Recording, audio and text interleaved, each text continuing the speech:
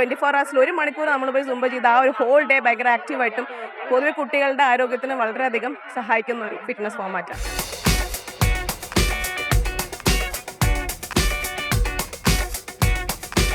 എട്ടാം ക്ലാസ്സിലെ പുതിയ കലാവിദ്യാഭ്യാസം പാഠപുസ്തകത്തിൽ സൂംബ നൃത്തവുമുണ്ട്.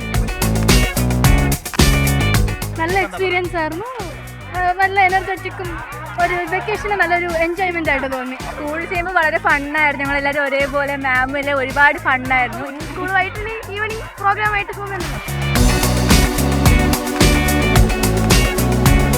ഏറ്റവും പ്രധാനപ്പെട്ട സന്ദേശം എന്ന് പറയുന്നത് ലഹരി വിരുദ്ധ പ്രവർത്തനങ്ങളാണ്, മയക്കുമരുന്ന് വിരുദ്ധ പ്രവർത്തനങ്ങളാണ് ഇതിൻ്റെ യഥാർത്ഥ ലക്ഷ്യം എന്ന് പറയുന്നത്.